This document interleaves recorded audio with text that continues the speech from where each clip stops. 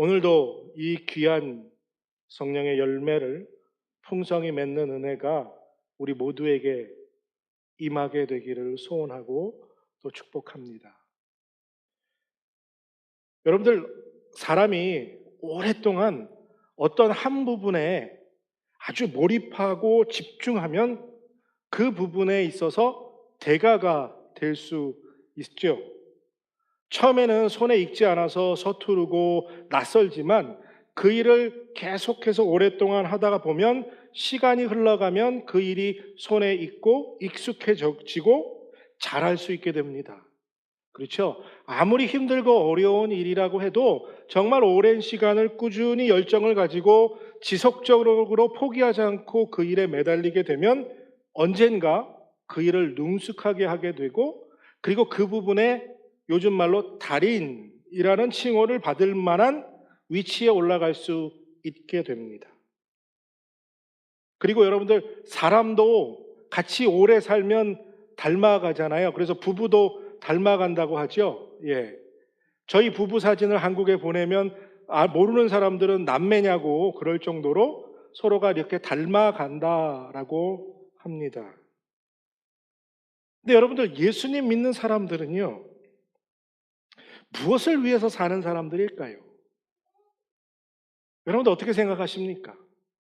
예수 믿는 사람은 과연 무엇을 위해서 살아야 하는 사람들입니까? 여러분들, 교회를 오래 다니면서 그리스도인들이 교회를 통해서 얻으려는 목적이 무엇입니까?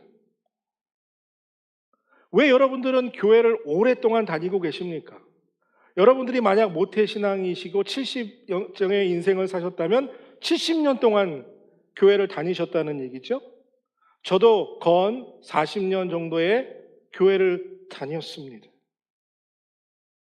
그리스도인들은 왜 이렇게 교회를 오랫동안 다녀야 하고, 아니 평생 교회를 다녀야 합니까? 우리들이 잘 알다시피 그리스도인들은 예수 그리스도를 닮아가는 제자들입니다. 오랫동안 예수님을 믿고 그분을 주인으로 모시고 그분을 섬기고 있다면 예수님을 닮아가는 것이 어쩌면 당연한 것 아닙니까? 제자의 삶을 살고 있다면 말입니다. 우리가 매주일 빠지지 않고 교회 나와서 말씀 읽고 예배하면서 이 과정들이 다 무엇을 위함입니까?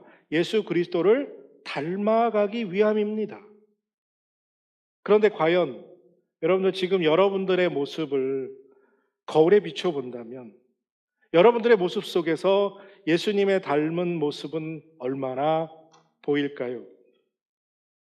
여러분들의 하루 일상을 비디오로 찍어서 다시 여러분들이 본다면 과연 그 삶의 모습 속에서 예수님의 형상은 얼마나 많이 드러나게 될까요?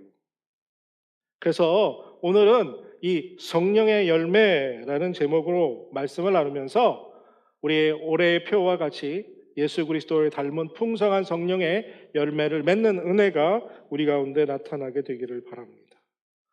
조금 전에도 말씀드렸지만 여러분들, 교회를 10년, 20년, 30년, 40년, 50년, 60년, 70년을 다녔는데도 왜 우리는 예수님 닮는 일은 이렇게 서툴기만 할까요? 어떻게 생각하십니까? 아니, 조금 전에 말씀드렸잖아요. 아무리 어려운 일도 몰입해서 집중해서 10년을 하면 어떻게 한다고요? 어느 정도 숙련공이 된다고 말하잖아요. 여러분들, 몇십 년 요리한 요리사들 보면요, 어떻게 해요? 눈 감고 칼질을 해도 파 써는데도 파가 길이가 일정하지 않습니까? 예, 스시 싸시는 분들 한 10여 년 이상만 싸신 분들 보면 이렇게 손으로 딱 집어서 밥알 세보면 밥알의 숫자가 10번이면 10번 다 똑같다는 거죠. 처음부터 그렇게 할 수는 없었을 겁니다. 그렇죠? 그런데 오랜 시간 그 일을 계속해서 하다 보니까 손에 익숙해진 거죠. 그러니까 눈으로 보지 않아도 칼을 자르면 일정하고요, 밥알이 일정한 숫자로 손에 잡히게 되는 거죠. 능수능란하게 되는 겁니다. 오랫동안 똑같은 일을 반복하고 반복하다 보니까 손에 익어서 이제는 진짜 눈 감고 해도 똑같은 결과를 얻을 수 있다는 거죠. 그런데 반대로요, 우리는 어떻습니까? 몇십 년 동안 교회를 다니고 예배드리고 성경 읽고 성경 공부도 하고 기도도 하고, 근데 우리의 모습 속에서 예수님의 모습을 찾으려고 하려면 참으로 힘들고 어렵다는 것.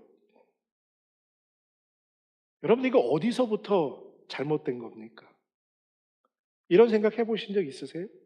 이게 어디서부터 잘못됐을까? 무엇이 문제일까? 무엇이 문제이기 때문에 이렇게 예수님의 말씀대로 사는 게 이렇게 힘들고 어려우냐 하는 것입니다. 어쩌면 여러분들 이런 생각 들지 않으세요? 예수님의 제자로 산다는 것이 오히려 이제는 내게 무거운 짐처럼 느껴지지는 않으십니까? 여러분들 어떠세요? 교회 나오는 게 기쁘세요? 성경 공부, 새벽 기도, 이거 부담되는 것 아니십니까? 지난 금요일 날 저희 와이프하고 교회 오기 전에 그랬어요. 가기 싫다. 오래간만에 하려니까 저도 힘들더라고요. 예. 성경 공부 나오려니까. 벌써 겨울 내내 토요일마다 쉬었잖아요, 집에서. 예. 근데 7시에 그걸 일어나서 나오려니까. 근데 여러분들은 어떻겠습니까? 예. 매일 말씀 묵상하자고 문자 보내면서 풍성이 열매 맺는 교회로 가기 위해서 우리 몸부림치고 애쓰자라고 말하고 있는 이것 자체가 여러분들에게 부담은 되는 것 아닌가? 이런 생각들이 들 때가 있습니다. 그러면서 전 요즘 뭘 하고 있는 거지? 이게 목회하고 있는 거 맞나? 뭘 어떻게 해야 하지? 진짜 이거 잘하고 있는 거 맞는가? 라는 이런저런 생각들을 하게 됩니다. 그런데 이번 주 말씀을 준비하면서, 어쩌면 이 성령의 열매에 관한 말씀을 한 달 내내 계속해서 말씀을 가르치고 전해오면서 이런저런 생각들이 잘못된 것이라는 것을 조금씩 느껴오게 됐습니다. 그러니까 내가 뭘 해야 되지? 뭘 잘못하고 있나? 이런 생각 자체가 어리석다라는 것을 조금씩 느끼게 됐다는 거죠. 그러니까 처음 시작이 잘못됐으니까 뭔가 잘 해보려고 해도 이게 계속해서 잘 안 되는 것 아닌가? 말씀을 읽고 그리고 말씀을 준비하면서 성령의 열매에 관한 책들을 읽으면서 느껴진 마음의 깨달음은 이거라는 거죠. 우리가 얼마나 세상적인 생각으로, 세상적인 방법으로 거의 대부분의 신앙생활을 세상적인 방법으로 하려고 하며 살아가고 있지는 않는가? 그러니까 영적인 일을 세상적인 방법으로 적용해 보려고 신앙생활을 하고 있지 않은가라는 것을 깨닫게 됩니다. 그러면서 결론적으로 말씀드리면 예수님을 닮는 삶, 성령의 열매를 맺는 삶, 이것을 하기 위해서, 이것을 얻기 위해서 제일 먼저 여러분들과 제가 버려야 할 생각은 내가 무언가를 해야 한다는 생각이라는 것입니다. 그러니까 내가 오랫동안 몰입해서 집중해서 열심히 무언가 하나님의 말씀대로 살려고 몸부림치고 애쓰면 달인처럼 그 일이 내게 이루어질 것이라는 생각부터 내려놓아야 하겠다라는 거죠. 여러분들 이런 얘기 들어보셨죠? 세상에 노력해서 안 되는 일이 없다. 하지만 노력해서 안 되는 일이 있습니다. 무슨 일이냐면요, 영적인 일은 노력해서 되는 일이 아니라는 겁니다. 사람은 스스로의 힘으로 스스로를 변화시킬 수 없습니다. 노력해서 안 되는 것이 없다라는 생각을 먼저 내려놓음으로부터 시작되어야 한다는 거죠. 여러분들과 제가 아무리 몸부림치고 스스로 무언가 노력하고 우리의 힘으로 정말 노력으로 예수님을 닮아가려고 몸부림친다 할 수 있어도 닮아갈 수 없다는 겁니다. 이건 처음부터 불가능했고 영원히 불가능할 일이라는 거죠. 죄인이, 여러분 생각해 보십시오. 거룩한 하나님을 어떻게 닮아갈 수 있습니까? 천지개벽이죠. 세상이 뒤집어지지 않는 한 이런 일은 일어날 수도 없습니다. 여러분 한번 생각해 보세요. 우리가 예수님을 구세주, 우리의 하나님이라고 고백하면서 우리 스스로의 노력으로 그분을 닮아갈 수 있다고 말하는 것, 이 생각 자체가 극도의 교만이라는 겁니다. 어떻게 죄인인 우리가 거룩하신 하나님을 우리의 노력으로 닮아가려고 하느냐 하는 거죠. 사자성어로 이걸 어불성설이라고 그러죠. 말이 안 되는 겁니다. 정말 있을 수 없는 일이에요. 그렇다고 여러분들 포기하거나 그만두자는 이야기가 아닙니다. 하나님을 믿으면서 우리가 계속해서 이 세속적인 방법, 즉 세상에서 배운 방법을 가지고 인간적인 방법으로 그동안에 내가 몸에 익혀서 습관적으로 예수님을 닮아갈 수 없다는 걸 절실하게 깨달아야 한다는 거죠. 예수님을 닮아가는 삶, 성령의 9가지 열매는 내가 몸에 익숙해져서 얻어질 수 있는 게 아니라는 겁니다. 죄인인 우리가 이 추악한 몸을 입은 이 육신의 욕망 속에서 예수 그리스도를 닮아갈 수 있는 유일한 방법은 하나님의 은혜라는 거예요. 은혜밖에 없습니다. 전적인 하나님의 은혜가 우리 가운데 임할 때 우리 가운데서 성령의 9가지 열매가 애쓰고 몸부림쳐서가 아니라 저절로 우리 삶에 나타나게 된다는 거예요. 우리 마음밭에 자리 잡게 되고 자라게 된다는 거예요. 여러분들 사진을 하나 보십시오. 영어죠? If you are not changed by grace, then you are not saved by grace. 저는 이 말에 전적으로 동의합니다. 목사였고요. 작가였던 에이든 윌슨 토저라는 제가 참 존경하는 목사님 중에 한 분이 하신 말씀입니다. 여러분, 은혜로 변화되지 않았다면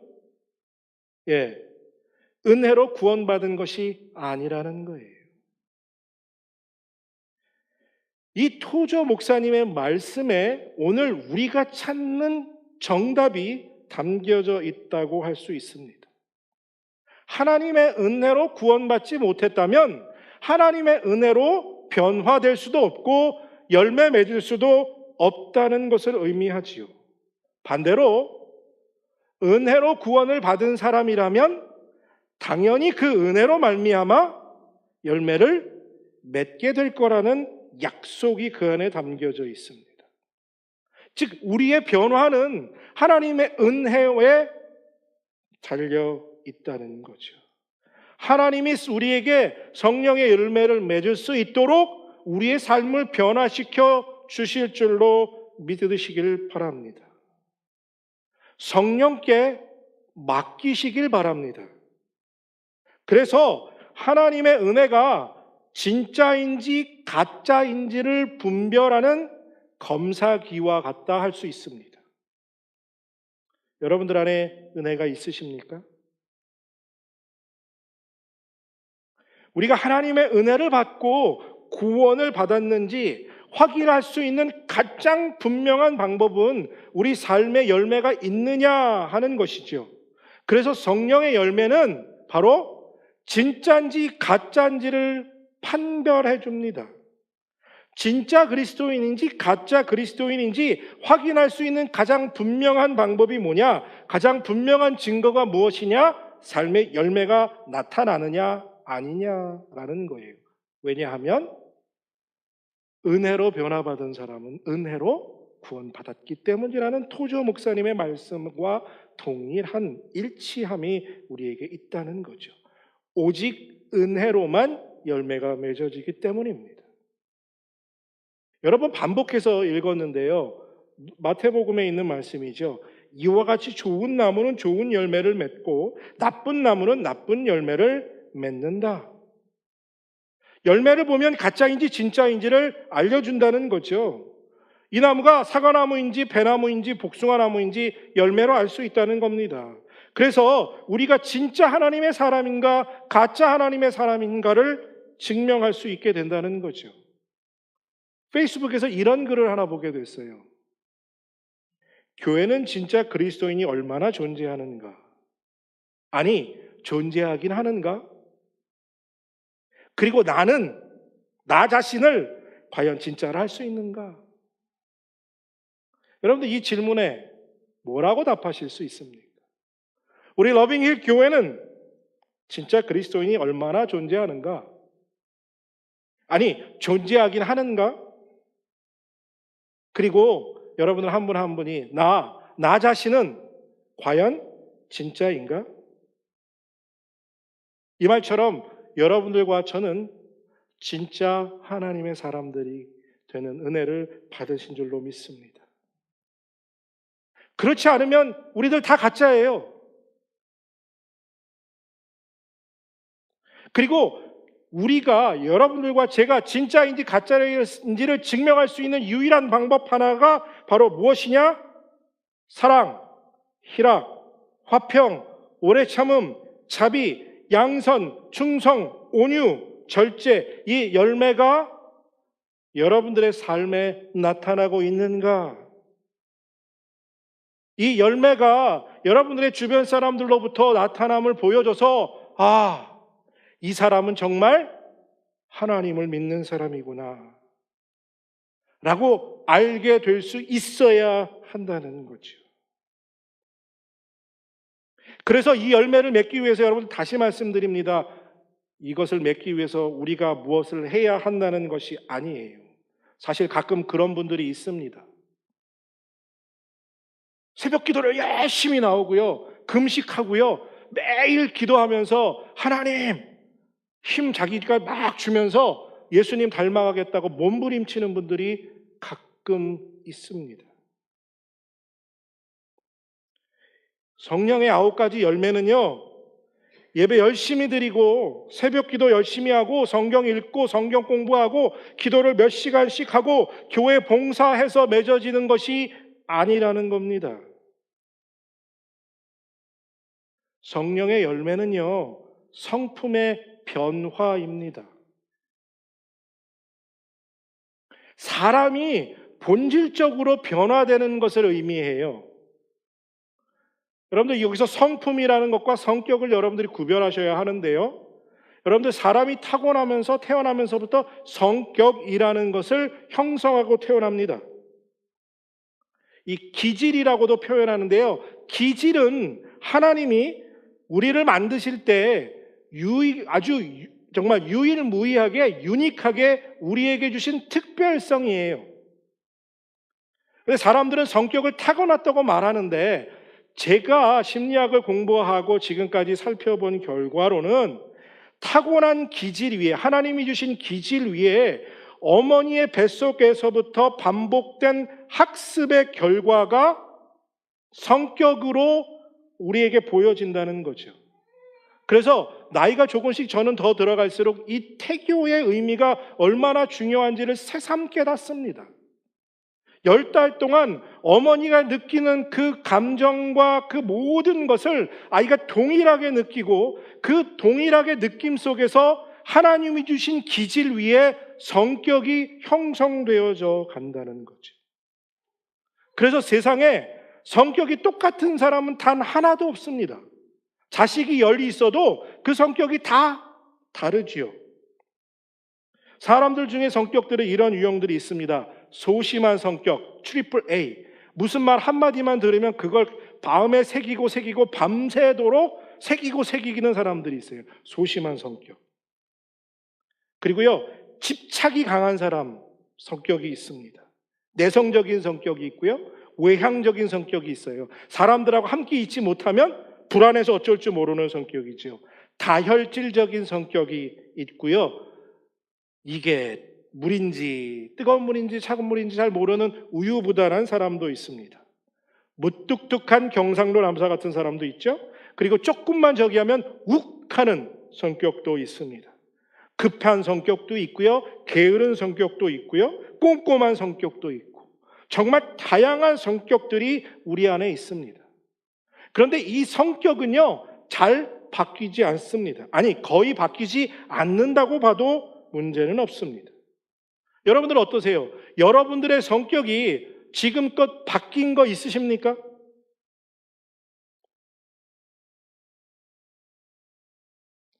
성령의 열매를 맺는다는 말은요, 우리의 성격, 하나님이 주신 기질, 그리고 우리가 갖고 태어난 성격이 변한다는 이야기가 아닙니다. 성령의 열매를 맺는다는 건 우리 삶에 우리의 성격이 아닌 우리의 성품이 성숙되어져 간다. 즉, 우리의 성품이, 인격이 다듬어짐을 의미합니다. 우리의 인품이 예수님을 닮아감을 의미해요. 여러분들 본문을 잘 보시길 바랍니다. 성령의 9가지 열매를 소개하면서 성령의 열매는 이라고 설명합니다. 성령의 열매들이라고 복수로 9가지가 나오는데 복수로 표현하지 않아요. 성령의 열매들이라고 하지 않고 오직 성령의 열매는 이라는 단수를 사용합니다. 그리고 9가지를 나열하는 것을 보게 됩니다. 이 말은 오직 성령의 열매는 이 뜻은 성령의 9가지 열매가 있지만 그것은 한 인격체에서 나오는 서로 맛이 다른 예수 그리스도의 모습이라는 뜻입니다.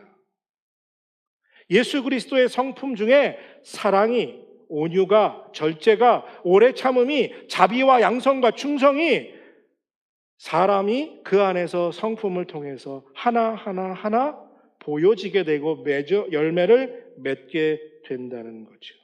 그래서 9가지의 모습은 서로 다르지만 한 사람이 예수를 닮아감으로 맺어지는 열매라는 겁니다. 그래서 은혜로 구원받은 진짜 하나님의 사람은 하나님의 은혜로 말미암아 성격의 모난 부분을 성품이 감싸서 그것을 보충해 주는 것이고 보호해 주시고 다듬어가는 것이라는 얘기를 하는 것입니다. 성령 안에 있을 때 우리가 예수님을 닮아서 우리의 인격이, 우리의 성품이 예수님을 닮아감으로 우리의 모난 성격을 감추는 거죠.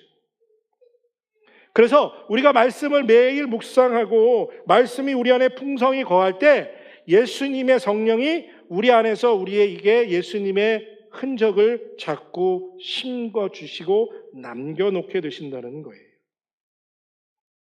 예를 들면 이런 겁니다. 저는 성격이 내성적인 사람입니다. 이런 얘기를 하면 제 주변의 사람들도 깜짝깜짝 놀래요. 지난 수요일 날 우리 미국 교회 스태프들과 목사님과 같이 밥 먹으면서 제가 내성적이라고 얘기했더니 하우, 목사가 됐는데 어떻게 내성적인 성격이냐는 거죠. 저는 무슨 일이 생기면, 고민거리가 생기면 누구하고 얘기하는 게 좋은 게 아니라 저 혼자 있는 걸 좋아합니다. 지금도 혼자 있는 것이 더 편한 사람이에요. 주변에 아는 사람들이 그래서 제가 내성적이라고 하면 놀라죠. 어떻게 그런데 목사의 일을 하느냐고요. 목사가 되고 난 후에도 지금도 제 안에는 내성적인 성격이 있습니다. 하지만 하나님이 저를 훈련시켜 주셔서 외향적인 성격, 즉 사람들과 잘 어울리고 사람들과 있어도 괜찮은 성품을 발전시켜 주시고 개발시켜 주셔서 저의 그 내성적인 성격을 성품으로, 하나님이 만들어 주신 성품으로 감싸 주시는 거예요. 저는 어려서부터 성격이 되게 급했어요. 그래서 실수를 참 많이 했고요. 지금도 실수를 많이 하지만요. 그런데 하나님이 목사가 되고 나서부터 인내를 가르치셨습니다. 오래 참음이라는. 그래서 아직도 허물 많지만 그 성질 급한 모난 성격을 하나님이 다듬게 하신 오래 참음의 훈련으로 그것을 감싸주는 거예요. 잘 드러나지 않게.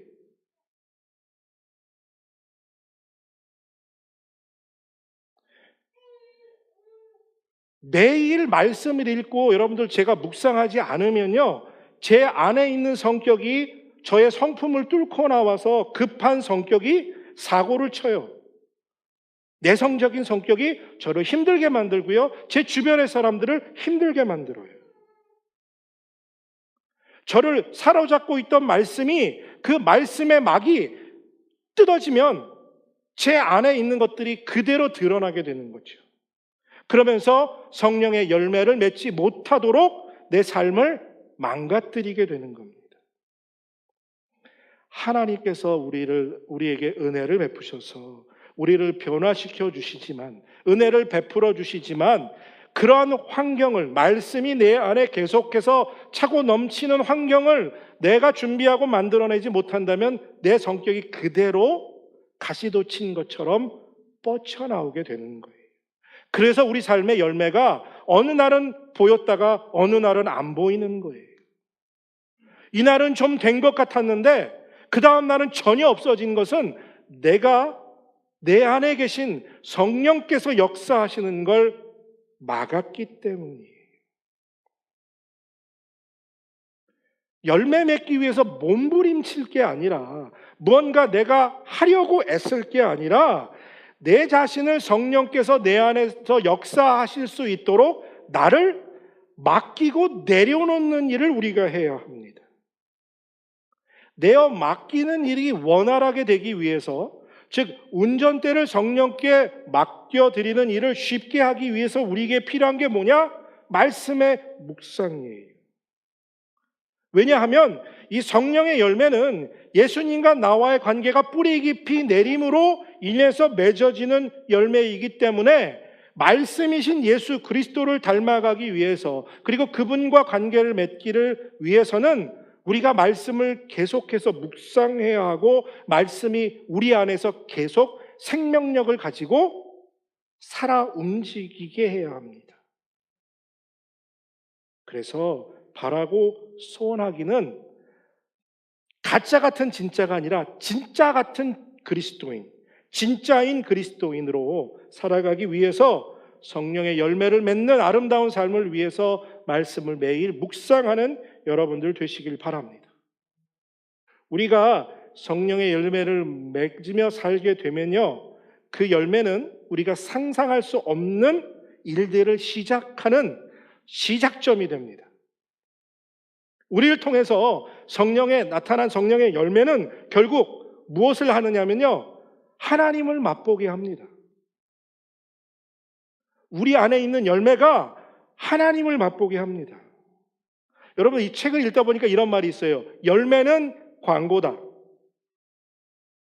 무슨 말이냐 하면요, 우리의 삶의 열매들이, 그 열매들이 맺어짐으로 인해서 다른 사람들이 하나님을 맛볼 수 있다는 거예요.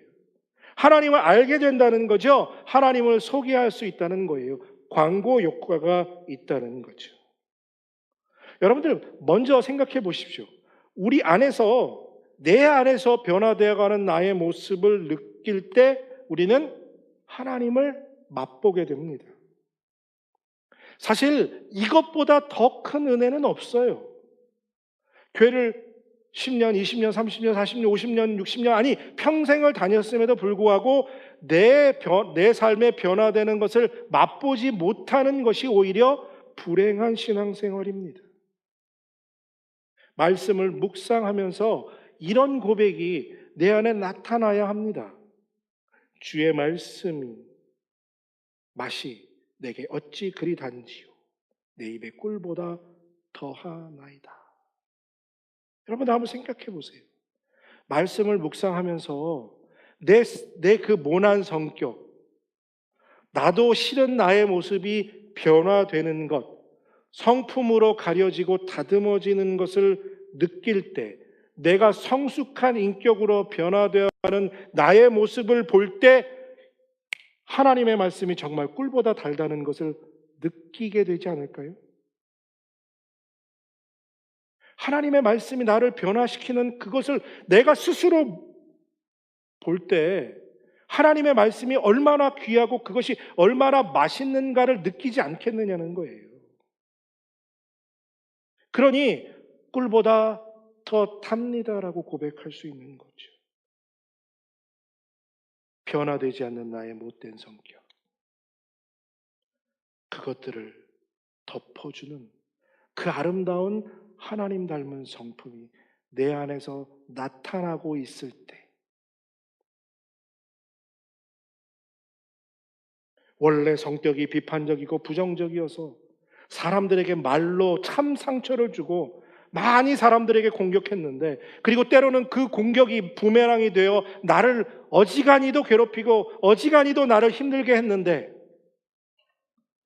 사랑하라, 용서하라, 이해하라는 말씀이 내게 다가오면서 내가 사람들에게 오히려 칭찬을 하고 사람들을 격려하고 위로의 말을 던지고 있는 자기의 모습, 그리고 그것들이 부메랑이 되어 이제는 상처가 아닌 또 다른 칭찬과 또 다른 나의 위로로 돌아올 때, 여러분들 정말 하나님의 말씀이 꿀과 같지 않겠습니까? 설명하지 않아도 하나님의 말씀이 얼마나 꿀 같은지 다 맛보지 않겠어요? 그래서 하나님의 맛을 알게 되는 거죠. 그리고 하나님을 믿는 것이, 예수 그리스도를 닮아가는 참 맛이 무엇인지를 깨닫게 되는 것입니다. 이렇게 변화되어가는 나의 모습을 보면서 우리 주변 사람들은 어떻게 해요? 하나님의 광고 효과가 자동적으로 나오는 거죠. 왜요? 우리 안에서 사랑과 희락과 화평과 오래 참음과 자비와 양성과 충성과 온유와 절제와 이 아름다운 열매들이, 이 예수 그리스도의 열매들이 마구 열리고 있고, 그 9가지 열매들을 우리 삶 속에서 보여질 때 사람들은 참 저 사람 멋있다 하지 않겠어요? 여러분들, 사실 세상은 참 진리, 소망, 생명을 갈망합니다. 그것들을 어디서 구하고 어디서 찾아야 할지를 몰라서 못 찾을 뿐이지, 소망을 싫어하고 생명을 싫어하는 사람은 세상에 한 사람도 없습니다. 오히려 현대인들은 이런 것에 더 많은 갈증을 느끼고 있어요. 그래서 더 다른 방법으로 이것들을 대체하려는 것들을 찾아다니고 있다는 거죠. 그런데 심각한 건요, 현대인들은 이것을 찾고 그 갈증은 느끼지만 눈에 보이는 것만 믿기 때문에 보이지 않는 하나님을 찾아낼 수 없습니다. 그리고 보이지 않는 교회의 허망한 말들을 믿지 않습니다. 흥미를 느끼지 못해요. 교회가 던지는 말들을 흥미를 느끼지 못합니다. 더욱이 교회가 믿고 또 주장하고 가르치는 대로 요즘 세상 교회가 살아갑니까? 세상에서 오히려 더 나쁜 일들을 많이 하는 교회들이 많이 있기 때문에 세상 사람들에게 교회는 더 이상 참 소망과 참 생명을 전파하는, 그리고 그 흥미를 느끼지 못하는 곳으로 변해버렸습니다. 교회가 어려운 일도 더 이런 이유들입니다. 그러니까 예전에는 교회가 광고 효과를 냈거든요. 좋은 곳에, 좋은 장소에 좋은 환경을 제공하면 그것이 교회로서의 광고 효과가 되었어요. 그런데 이제는 그렇지 않습니다. 교회는 세상 사람들에게 흥미를 더 이상 줄 수 없는 광고 효과가 이제는 없어졌다라고 볼 수 있어요. 하지만 현대인들이 교회에게는 흥미를 느끼지 않지만 사람들의 이야기, 스토리텔링에는 흥미를 느낍니다.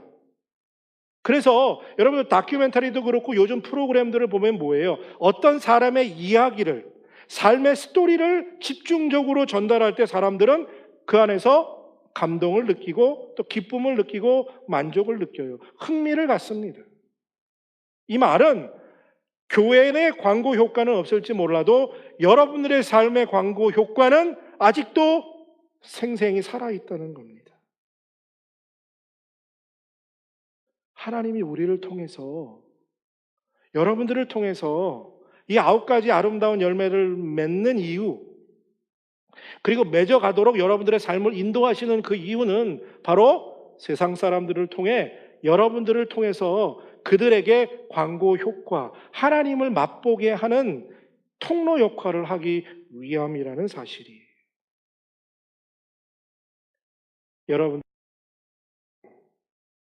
열매, 희락의 열매, 화평과 오래 참음의 열매, 자비와 양성과 충성과 온유와 절제의 열매를 맺게 되실 때 세상 사람들은 여러분들의 삶의 스토리에 관심을 갖게 되고 흥미를 갖게 되고 그 흥미가 여러분들에게 하나님을 전할 수 있는 기회로 찾아오게 될 줄로 믿습니다. 날마다 말씀을 묵상함으로 성령이 내 안에서 역사하실 수 있는 내 마음의 환경을 조성하고 하나님만 바라보고 있으면 하나님이 그 일들을 이루어 가실 줄로 믿는 여러분들 되시길 바랍니다.